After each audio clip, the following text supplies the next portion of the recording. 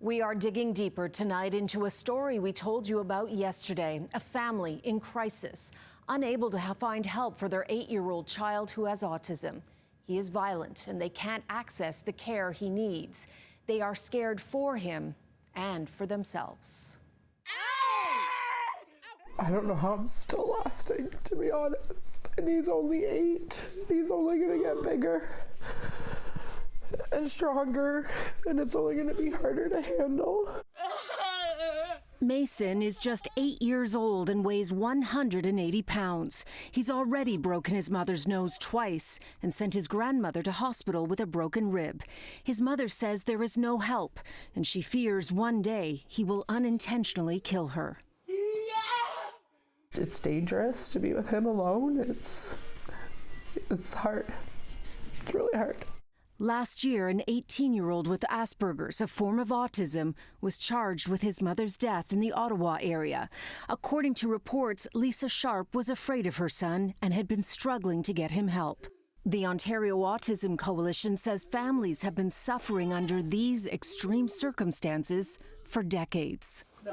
We hear this story quite frequently from our community. There's never been a catch-all program to help families who have this level of need in Ontario.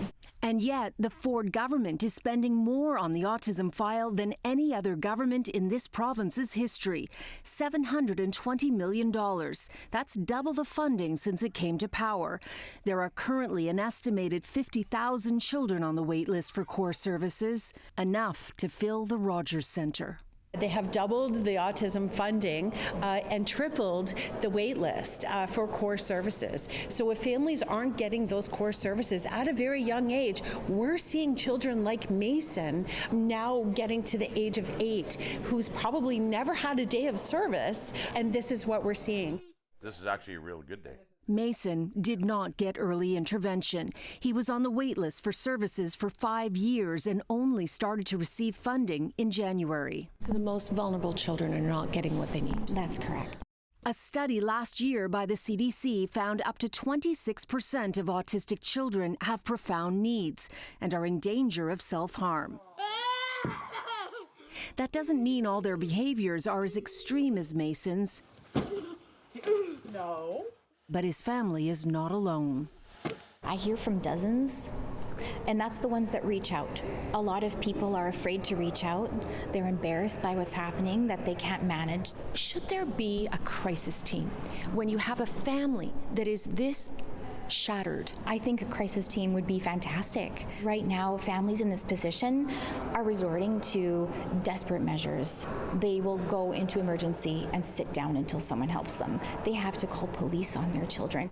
Alina Cameron is careful to give the Ford government credit. The funding is fantastic. We just wish it were being used in a better way. She worries too much of the budget is being spent on administration and not enough on giving children like Mason the care they need.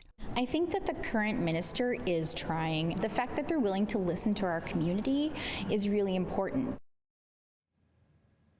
We asked for an interview with the Minister of Children, Community and Social Services and were promised we could speak with him next week. For now, we were given a statement that says in part there are urgent response services designed to help stabilize situations and prevent the risk of harm. Mason's mother tells me she does have an urgent response worker, but they don't come to her home. It's a 1-hour phone call once a week. She says they tell her they are at a loss of what to do.